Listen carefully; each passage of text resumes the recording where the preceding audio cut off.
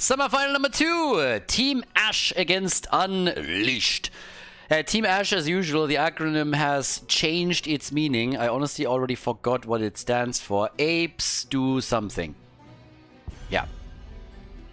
So we got the apes on the left side. Actually, a pretty nice lineup if you think about it. Renella, Farlander, Nenopi, Mitra, and Morenas. They all go up against Unleashed. So this is the first qualifier for the X Cup Summer 2022. And again, if you're unfamiliar with the X Cup, this is the 4th season that we're running with the X Cup. The X Cup is sponsored by a private person that wants to stay anonymous, our Mr. X, hence the X Cup. And we have 10 qualifiers every Sunday and Wednesday. The games are happening. Teams can accumulate points by playing in the qualifiers. They don't have to play in all of them. They can literally pick and choose whatever works best for them. If they can not play during the week, they can play in the weekend and vice versa. And this is our first one. So we got a nice and easy first one with a lot of teams already signing up for this. And currently we got Team Ash in a bit of a new constellation going up against Unleashed here. I was playing with Modcheck today, the go-to sub for pretty much every single team these days. But Tomb of the Spider Queen kicks this off. This is the best of 3, and both of these teams are obviously eager to make it straight into the grand final to get some extra points.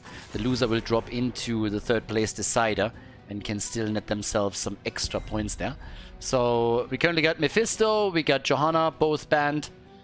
Mephisto definitely targeting Modcheck a little bit, but also his Hanzo is something that he's by now more or less known for. So if they want to pick something away, then here's the opportunity to do so.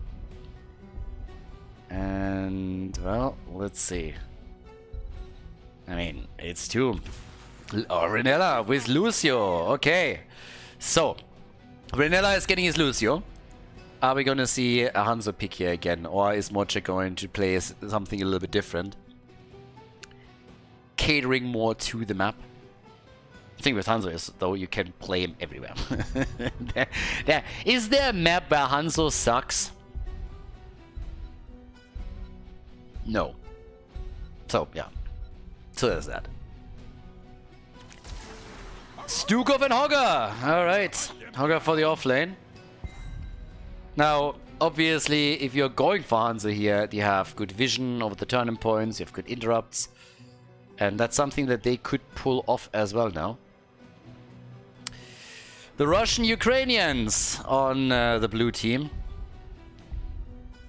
What's it going to be? After Renella already got Lucio, which is going to be good for him. We get a Nuborak and we get Hanzo. Yeah, again, for Hanzo it's a little bit both. First of all, he's of course great, and second of all, he's also a little bit of a deny pick. So that's an added benefit of running him here. Final bans are coming through. And here we are. What do they try to eliminate from Farlander?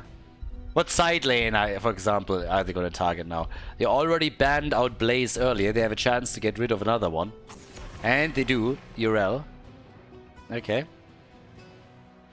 Yeah, with Urel already taken out, I mean, you still have Leo on the side lane you can take. You've seen in the past. I mean, even Rexa was played here. Yeah, so technically they could also do that. Hazu did that a lot. Hazu played a lot of Rexa when Rexa was all the rage on Tomb of the Spider Queen. He even does so today every now and then.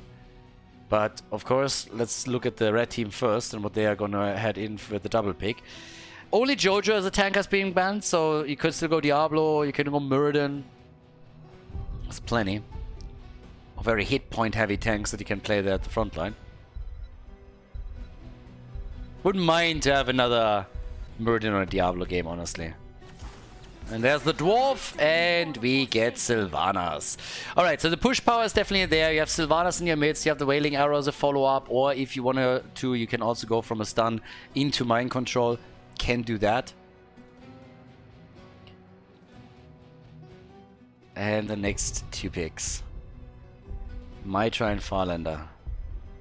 They need a side laner, and then either they can decide to go into a second ranged, or of course a melee, but whatever it is, it has to pack a bit of a punch. Needs to be a little bit more damage heavy.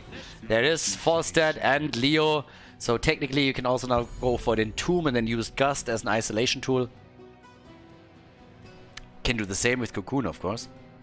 So there's a few plays that they can make, if they want to use that style. And it leaves us with Modcheck, Farlander. Farazon. Last one to take here. So, Maiev. Alright. Tomb of the Spider Queen, map number 1 in the second semi-final of the first qualifier for the X Cup Summer 2022. Let's go, everybody. Unleashed is playing against Team Ash. Game number 1. Alright, so let's go. We got Tomb of the Spider Queen as our first map in this best of 3 series. And on the left side, it's Team Ash with Renella. On Lucio, we got Farlander. On Falstad, Ninopi on Hanzo. Mitra is playing Leoric and Morenas is playing Nubarak. Over on the right side of the map, it's Icecorp for Unleashed on Sylvanas. We got Arabano on Murden, Hatua on Stukov, Modcheck on Maiev, and Drisk is on Hogger for the first game. Talking about Drisks, Farlander flying in with Falstad. I've seen that before. That happens every now and then the bird gets instantly taken down. I think it was the fastest death in HGC history, where a Falstad player was flying deep into enemy territory in an attempt to get a quick hit in against a tower or some stacks, and he got instantly killed because I believe it was a Dehaga that burrowed into the middle and just welcomed him there right away. Happened within the first 10 seconds, and it was just absolutely ridiculous. I honestly don't know which teams were involved back then, but yeah, it was definitely quite funny. Now, anyways, we have a bit of a... I mean, honestly, I would say that the blue team is probably the favorite heading into the series. Unleashed is a team that we've seen in the past, but their track record was always a little bit mixed. So we'll see what they can pull off here in game number 1 in particular. If this is going to be one where they can fight back, or if they are just going to get completely murdered here. I mean, it's noteworthy that they obviously already played one map as anybody else did in the previous round. And in this case, Unleashed won against Inting for Ruby. So that's definitely something to consider here. Apes Strong Together, which is the acronym of Team Ash. They took down Team Kayak, which is a team that we have seen in the previous seasons of the X Cup. And they're actually a lot stronger than you would initially think. And by the way, I know what you mean. You're like looking at this and you're like, wait a second, Khaldor. Apes Strong Together does not result in the acronym ASH, and you are absolutely right. They are using, apparently, the Age of Together. I mean, at this point, it's getting a little bit desperate when they're looking for something new, so yeah, it's wild. But anyways, it's a good old Team Ash, always coming in with a bit of a new constellation, the renewed one. Initially, it meant Arthur's Stroidrum, aka Arthur's builds a temple, but has taken a lot of different meanings ever since then, and has also gone through very different player lineups. I mean, as the early game starts up, it's actually the red team that is doing a little bit better here and already pushes down the structures in the mid lane quite significantly. One of the towers nearly gone at this point, so not too shabby as much as starts goes. So towards the rotation, we have an advantage of the red team as well for a little bit. Muradin. Again, you see, it's again the Candy King. I talked about this in the previous series. It's always the Candy King. Every single time. Tells us all about the private life of these players. Anyways, so we got down to the bottom of the map. An attempt to go for the camp. That one was very quickly found out. And now they're going for a kill. And 15 gems get secured by Risk as he moves out. Might try though. Might still oh, ballsy move. Ballsy move, Modcheck. And yeah, that didn't work out.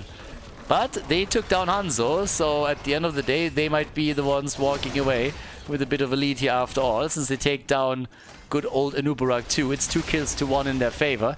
Now, on the gem side, they've also taken a tiny but significant lead. Alright, good for them.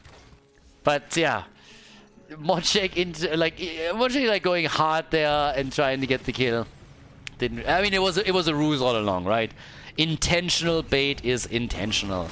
That's what really happened there. But either way, it's by now level 7 that we have on the side of Unleashed, and the Siege Giants have at the bot lane also been claimed by them. So they are taking the lead, but we have for both teams enough gems to get the first objective. So either one could try to lock that in. We got the boombox over here on Lucio. And, well, might try waiting in the wings here and trying to slow Ice Cop down a little bit. But Sylvanas can still escape with her wave, so no real threat against her. Didn't fall into the trap to use it for the engage. Top side, yeah, the birdie going up against Maiev. I heard that Maiev likes chicken. Then again, who doesn't? Like, who doesn't? So, yeah. Another quick tether and a kill. And Nubarak is dead again. Nano P. He would have been the next one to fall if he didn't escape here at the last moment. Yeah, they're still trying to turn in. Obviously, you're going up against the Hanzo player. And against the Lucio player. Wow, straight into the maze of Maitri. Damn. Dodges out on the other two, and then Maitri comes in, mace to the face, and just murders him. So, yep, nicely done. That was a bit unfortunate for them because I really felt that they had a chance to go for his turn and complete it. Risk also needs to be very careful now that he doesn't take too many risks because, well, he has 31 gems, and if those get lost, that would be a disaster for them. Gems are always the ticket back into the game, even when you fall behind. As long as you don't lose those, you're still in a decent position to start a comeback eventually. Both of the teams on even experience, just heading into level 9, waiting for the level 10. Yeah, the blue team is a bit faster. Blue team able to get it. So they are already looking at 2 to 3 kills now. They have the first objective too. And with that, we have to push through the middle and top. Leo is already dealing with the bot lane. Him and Hog are still locked into that side lane 1v1 battle. But let's see what they can do here in the middle. Renella is still dancing around. His Lucio is annoying as hell. His Lucio is absolutely pain in the butt. But now they're going for Ice Corp again. Alright, Arabano here at the front also. They are all zoned away from the mid lane, and that gives Hanzo a lot of wiggle room to do damage. And also, of course, Anubarak as he now pushes in together with them. The defense at the top is already successful, so the Web Weaver here is gone. Level 10 abilities for both teams. No surprises here. Get the high 5. And we got also Mind Control for Sylvanas, but nothing really shocking. Hogger for the Shockwave. So much for shocking, right? But yeah, not too much. Actually, they took the fort. The fuck? They took the fort at the bot lane completely. Okay, so Hogger was apparently a little bit outplayed there. Now, as I said earlier, he has so many gems that he needs to be really careful with them. So could probably not engage as much as he would want to. But yeah, with that, we now have still a lead in experience. There's also the gems to consider. With 96 in their hands, there's a potential double turn in even for Unleashed if they gather a few more. But the same is more or less also true for Team Asher, sitting at 46 gems. They need 55, so they're 9 short for getting a second turn in a row. Arabano, the disc missing. Renella diving out again. Stormbolt is there though, and Morenas is getting away just as he gets tethered. There's still some pressure in the middle, and they are aiming for the fountain now. But this is getting... They are brawling. I mean, they're heavily brawling in the middle the entire time here. So it's one fight after another that we're currently seeing between the two teams. And at least... Oh, nice. Arrow after we already had the tomb utilized. Can they do a little bit more here is the question. At this point you would obviously love to go just in and take the next fort out with the camp that they took. That would have been an option, I guess, but the defense was a bit too strong there, and they also had their own camp that they've already taken previously.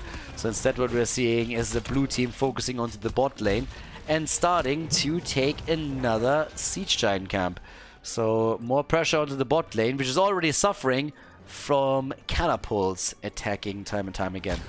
Whereas at the same time, the rest of the 4-man is still busy in the middle and also has to still take that camp down, which has been claimed a few seconds earlier. Yeah. Still not a turn-in though. 120 gems. Look at Risk. He's at 45 gems. Him alone able to get a full turn-in for his team if they can guard him long enough. So, yeah. There's a lot going on there. And if he dies, oh, can you imagine? Just imagine that for a moment. If he dies, that would be an utter disaster. Those Siege Giants are still alive and kicking, by the way. They're still at the bottom of the map doing work. So yeah, That's another problem that they gotta contend with. So it's the blue team that takes control over the turn-in spot again. And they get another turn-in. So that's the second turn-in now for the blue team in a row. Mirrodin jumping in. Gotta be real careful. This is the moment where you can't lose anybody. So, yeah, Mirrodin is low. Disc is out. So is the Cocoon. Both are using their isolation tools. And it's a quick kill against Sylvanas. Just as the Web Weavers are on the way. This is getting really nasty. Yeah. That's not gonna be fun at all for the red team. They're in a real dicey spot right now. This is not a good position to be in. Web Weavers are pushing the bot lane, the top lane. They're going through the middle right now. And I'm having some real trouble believing that this is going to end well for the team in red. They're losing too many structures here already. 3 kills to 3, and it's level 13 on both sides, but obviously the pressure is there. Oh, ho, ho, ho. That's a nice shockwave. Renella is... Damn, he's actually getting out of this. What? So all of the forts are now lost. Maitri sacrifices himself, but yes, Renella made it out. Even the towers down here have already fallen. And at the top, the same is going to happen to at least one of them. Now, there are still tons and tons of gems for the red team, but still, that's still rough. 150 gems now for them. Yeah, that is a ton of gems. Jeez. That's 3 turn-ins. Not quite, but still. They're getting there. Alright, so once again, Disc is already out. Okay. Yeah, careful with that. I mean, it's honestly a lot of poking still happening here. A lot of attempts to just get the turn in control. No level 16 advantage for anyone yet. So it's really just one team fight after another. And finally, we have a turn in for the red team, so they get Web Weavers now as well. This is the moment where they have to do some structural damage. They lost every single fort, they lost those fountains. It's much more difficult for them to turn in, but they managed it, they pulled it off. So if they can now take some of the structures down, that would be a big win. It would be really, really good for them. But time will tell, because the lanes have been pushed out already slightly previously. Morenas is still waiting for another kill here.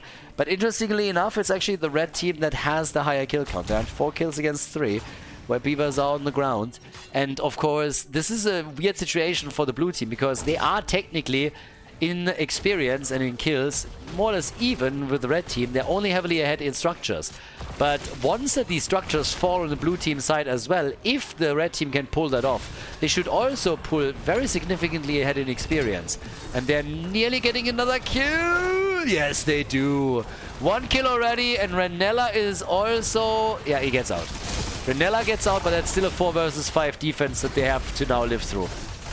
And the top fort is not going to make it, especially with Sylvanas still helping out with the push. There's just no way. So the top fort is gone, but this is also the last Web Beaver that is still alive. Everything else has already been taken down. So that's slightly problematic. Falstead has done a great job defending. 16 for both of the teams now. But there's of course still more turn-ins to come if the red team can onto the turn point again. Yeah, they definitely have the gems. That's not even a dispute. They're at 135. Oh, Fahrländer. Nearly getting caught here. Nearly getting caught, but makes it out. Okay, so 5 kills to 3. The disc is out again. Alright, they're going for another hit here. Renella. Careful, Mochek. Oh, boy. Yep.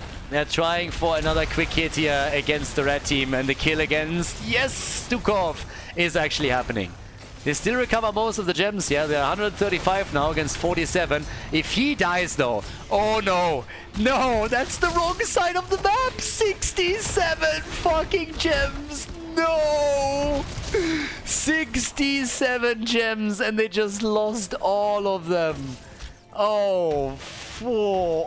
Oh, no, not like this. Oh, boy. Yeah. Ah. That hurts.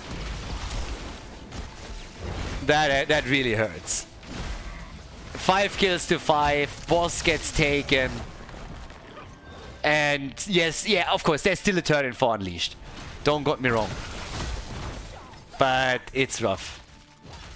So 5 kills to 5. Here comes the next quick push at the bot lane in an attempt to maybe turn in and trade a boss defense for a turn in, but that didn't happen either, because by now all of this is getting fully controlled. So as you can see, 43 gems, that allows for another turn in for Team Ashe, and they already have the boss do some damage topside. Now it's not going to be too much, we're 15 minutes into the game, so it's a decent boss, but it's not really scaling that hard yet. It's going to do some damage, but there's no way of it taking down the keep itself. But every single camp gets now taken, and they're getting, in addition to this, also the turn in. So yeah, that's the next thing. This is honestly escalating now quickly. This is the problem if you're not turning your gems in at any point in time. If you all of a sudden lose a few heroes, then you're paying the price. If you can turn in all of them in a row, then it's a bit different. Then it's a massive momentum train that is headed towards the opponent's base. But as it stands, it is, yeah, difficult. Quite difficult to handle. Especially since it's not only that the forts have been destroyed, but most of these walls at those keeps have been opened up earlier. That resulted in the top keep taking damage through the boss push. And now at the bottom of the map, as you can tell, there's Siege Giant, there's a catapult, the web weavers are coming in. We're seeing them touching ground also in the middle. And this is really, really nasty.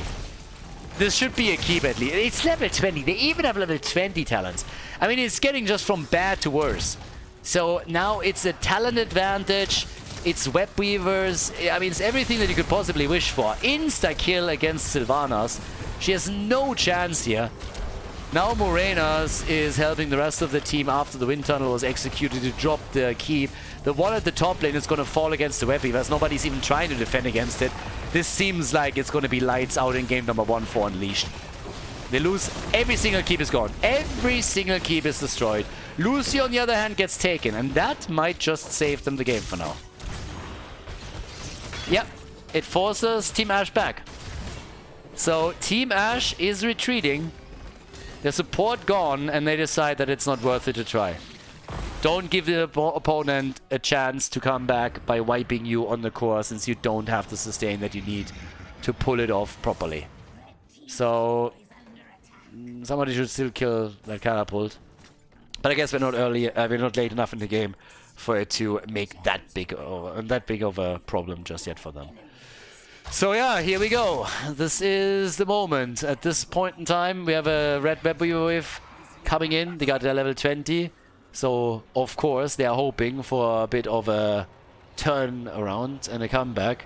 But good luck with that, I gotta say. So that's not going to be easy at all.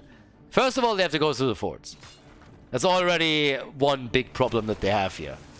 And then, secondly, have fun playing throughout the game as catapults become stronger and stronger and every single lane pushes against you. Catapults are already throwing a little bit of a wrench into the plans here since they're slowing the web weavers down. So that's one problem that's already happening here. But, of course, you gotta start somewhere, so let's go for the fort in the middle and try to eliminate that. It's exactly where they are at this point in time. And with Sylvanas, there's always hope. She can help you to push these things way farther than you ever really hoped for, so that's the one shot that they have.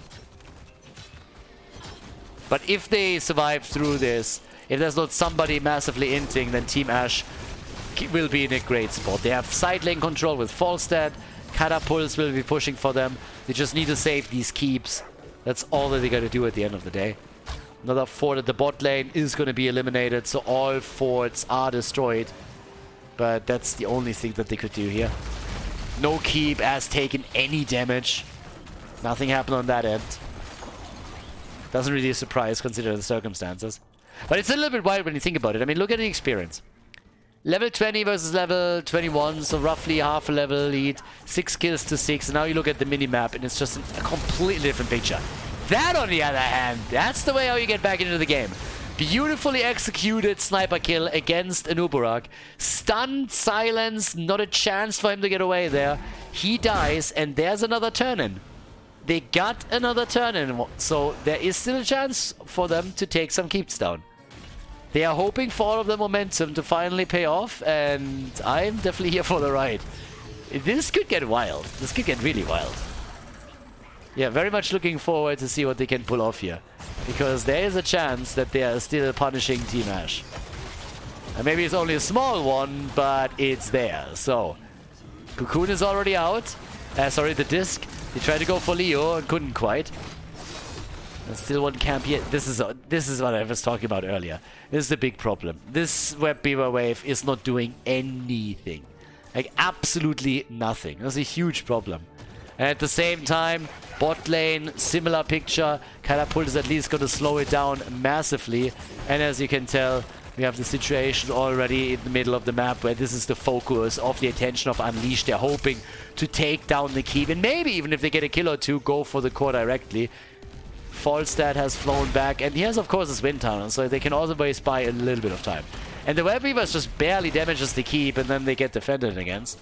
Down at the bottom of the map, this one is still alive. The question is just for how long. But yeah, not quite there yet. So, yeah, Web Weaver about to be eliminated. And we have, again, the catapult problem at the top lane. Boss is, by the way, up as well. And that's one of those things that you can really play around quite nicely if your opponent doesn't have keeps anymore and you still do. But Nubarak is getting hammered. This is now... How many times did he actually die? And he's not the only one. Leo and Nubarak are both dead. Do they have a chance now? 86,000 damage per Hanzo. And Nubarak died 4 times. It's a 5 versus 3. 5 versus 3 with 3 catapults at the top. But they're at the front, so they might be taken out here. Keep still in play. Yeah, they can't take it down yet. 1 catapult was taken down by the minion wave. The other 2 are still marching towards the core. Boss is open. And I guess that might be where they're headed for. 22 minutes into the game. And again, these catapults are going to start to hurt. This minion wave timing is actually really, really good for Unleashed. If that was a different timing on that minion wave, this could have been some serious core pressure. So, Team Ash knows that they can't contest the boss. So they let that one slide and instead just push the side lanes out. So, Farlander's on 23 stacks, and he's pushing it even towards the core here. Or at least could. Yeah, has to Hearth back. And... Oh my god! Yeah, I don't know. I thought he would barrel roll and fly. But instead, he has the balls of steel. If anybody would have checked that bush with an ability... Omayev reacted a little bit faster, then that would have been a kill. Holy hell. Yeah, that was a big crazy. Huge cojones from Farlander there. I mean, massive. That was... Wow. When you see... Like, did he just walk away after he started Hearth? Went to the bathroom or something? I mean, yeah. Obviously, you don't expect to find anybody there. You are already on the camp with everybody, so you're not expecting anybody to hide there. They also didn't see that Fawcett went there in the first place. He intentionally moved away from one of the small walls so that they didn't have vision. But yeah, if he would have looked at the screen or had the screen right there as he goes through the gate, this could have been a kill.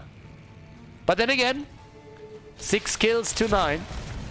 And here we are. They isolate Garabano. Ult is being used. And the mighty Gast isolates him even further. Moche gets a reality... No, he doesn't get a reality check. He gets away with 21 hit points. Oh, boy. 21 fucking hit points on my F. But now they're being chased heavily. They're being chased hard. And Maiev finally gets that mace to the face. So that's the first kill. And we might see the end of the game here. Yeah, Ice Gorb is trying to make it out, and I guess he will escape. They kill a Nubarak again. But at this point, we're used to it. They're still losing Stukov, though. And now they're making a move for the front line. And that drops both Muradin and Hogger, which turns this into a 4 versus 1. It's only Sylvanas that is still surviving. The Siege Giants took down the keep at the bottom of the map, by the way. So yeah, now the keep is gone, but there's nobody to defend the core, with the exception of Ice Corp, and he alone is not going to be able to pull that one off. That's just not happening. It's 20 seconds until Sylvanas is back. They're still trying to get that kill. but they have plenty of damage here. And now Sylvanas gets caught and absolutely slapped. I mean, massively hit here. So that is game 1. Took them a little bit longer than initially expected, but Team Ash is taking the win against Unleashed on Tomb of the Spider Queen, the first map in this best of 3 series. GG.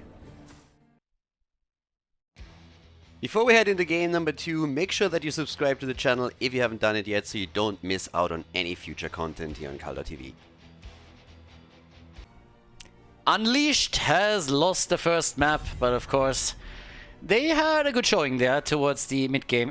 Pretty much, for me personally, one of the real pivotal points there was when Hogger died with 67 gems. That was just rough. If you lose an entire turn in, then yeah, it's highly likely that you're gonna have a rough time.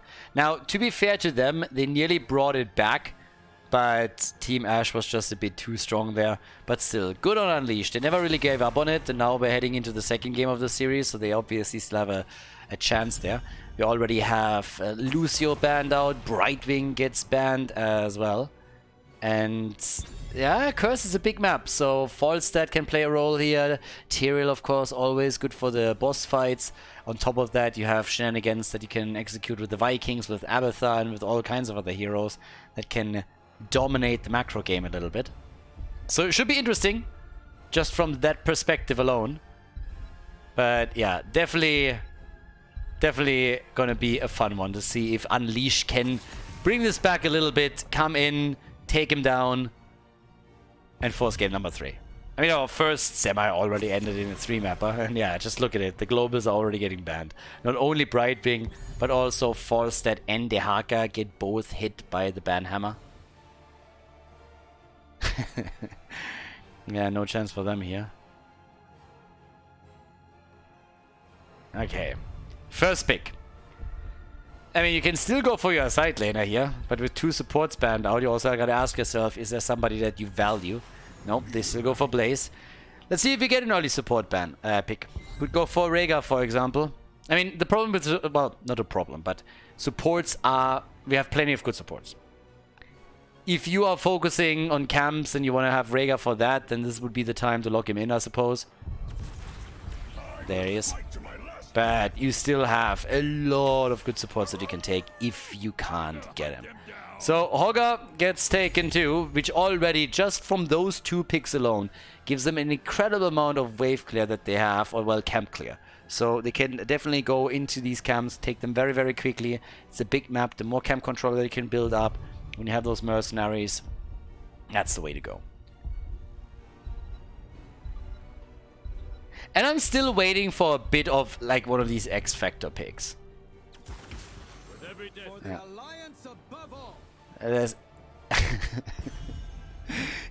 Did Anduin just completely interrupt Hanzo and talk over him? Hanzo, why are you sitting there and you take that shit? If Anduin would just like come in and just like talk over me time and time again, get that bow and do something useful with it. Just like beat that little shit a bit. It was like no manners. Crazy. Alright, so Lunara and who else are we banning here? Nah, come on. We have all the tanks still up. I want to see if somebody picks Tyrael. Tyrael for a sanctification is really solid when you're fighting for bosses and oftentimes also when you're fighting for a tribute. But is anybody really committing to a Tyrael pick here or not? For boss battles, he's great, and that's definitely something that you have to have on your mind here. So they ban out Diablo instead.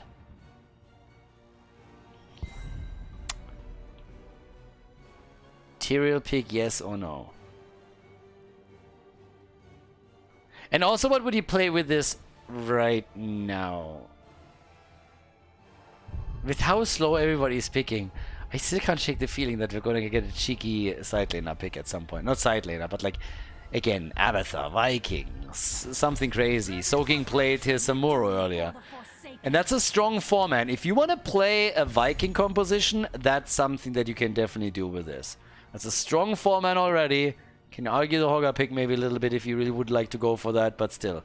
So we got Sylvanas. And now the final 2 picks. Ice Scorp and Arabano. We still need a tank for them. Muradin has been picked away now. Garrosh is up, Anubarak is up, Jojo is up, Tyrael is up. And there's Tyrael. Alright, alright. So we're gonna get our Tyrael pick, and we have Cassia. So we got both there. And it's up to Ninopi to show us if we're actually going to get a bit of a surprise pick here, or if they're just adding another range damage dealer and then be done with it. But I feel like it looks more and more like a normal pick here. Which is fine, just a little bit like I would have not minded to see something cheeky. Slimming. It's slimming. Alright, alright. Okay, so Cursed Hollow, map number 2. We got Unleashed against Team Ash. It's a chance for the red team to force a tie and bring in game number 3. But of course, for Team Ash, they want to have the 2-0 victory. So let's find out on Cursed Hollow if they can pull it off. Heroes. First match point for Team Ash here in Cursed Hollow. As on the left side, we have Renella on Rhaegar. With Morenas on Muradin. Ninopi on Liming, Farlander on Sylvanas, and Maitri on Hogger. Over on the right side of the map, Team Unleashed with Ice Scorp on Cassia. We got Arabano on Tyrael, Hertua on Anduin, Motchek on Hanzo, and Risk on Blaze. Yeah, they definitely gotta step it up a little bit. Unleash all their power if they want to have a chance to bring this to map 3 and attend the grand final. If they lose this one, they're dropping down into the third place decider. Everybody is just like trying to figure out where exactly Sylvanas is going. And yeah, they're rotating towards the top. And they're gonna get some damage here. They're nearly getting the entire thing. Damn. That was a highly successful Sylvanas push. Usually, if you don't leave after you drop it to half HP, that rotation is gonna catch you and likely take a hero or 2 out. So, not too bad. Yeah, this is actually a very, very nice initial push, and it's going to result in this particular tower being taken down 100%. At some point, Liming is going to get a good angle on it and then just drop it, which is exactly happening now. Yep, there it is. So, first tower already done. As I said earlier, Rhaegar is going to speed up those camp clears a little bit. He's already on it just as the 1 minute mark comes in. And nobody of the red team is going to scout this out. They themselves actually a bit slow, if anything, on their own rotation. And they start things off with the, well, the thingy camp, the siege giant camp. Whereas we got the bruiser camp focused on next. Alright, so far so good. Sylvanas composition gets a cheeky tower at the top. Is going to try to push also topside with their own camp later on.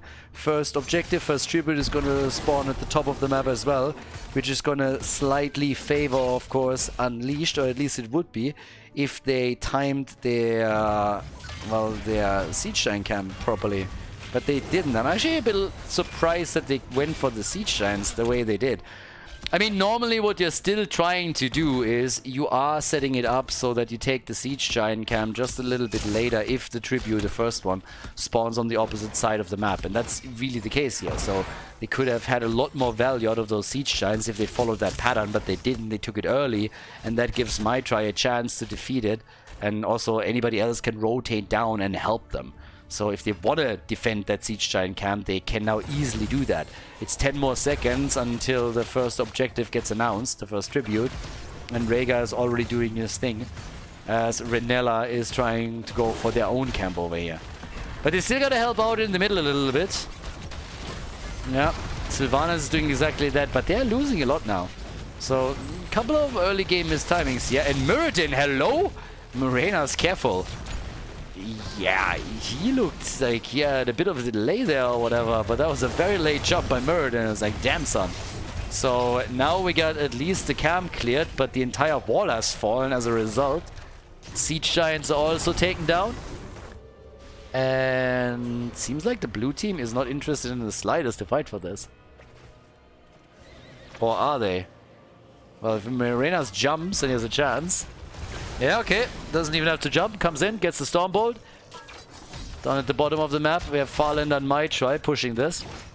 That's the beauty of having Sylvanas in your lineup. You can always try to establish another pressure point somewhere else on the map, and that's what they're trying to do.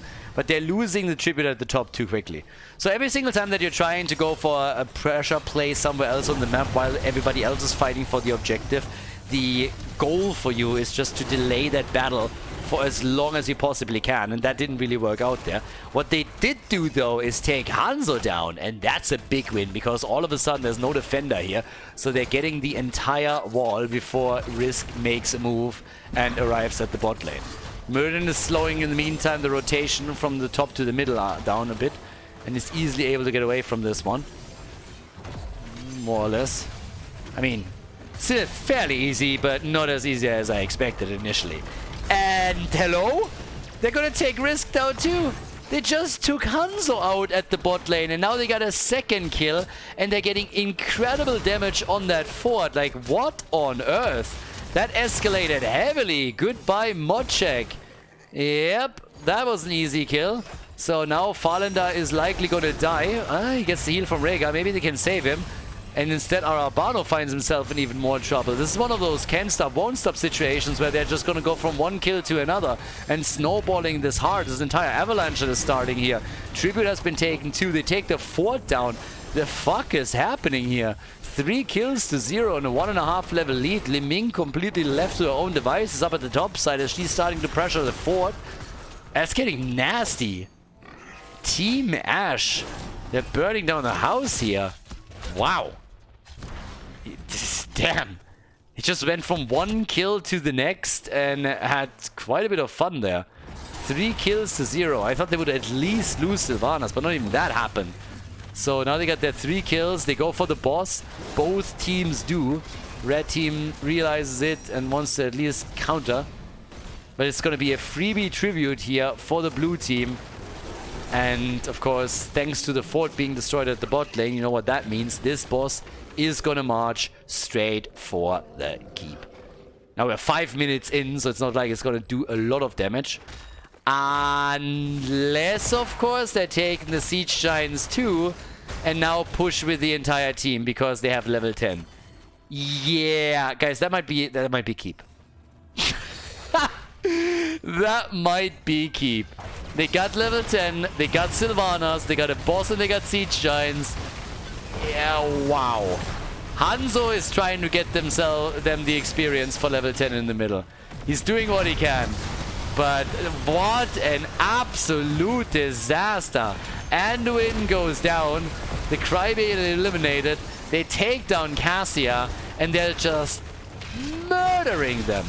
Absolutely murdering them. Don't tell me they're going for core here. It's a 5 versus 3. Level 10 will be ready any moment for Unleashed. They're trying to go for an absolute ruffle stomp. They might not be able to end it, but they're definitely going to do a lot of core damage. The question is just how much. There's the level 10 for the opponent. 50% on the core. Unfucking-believable. They're actually pulling it off. They're ending it. It's a speedrun. It's a speedrun. 6 minutes, 51 seconds. A 2-0 victory for Team Ash against Unleashed.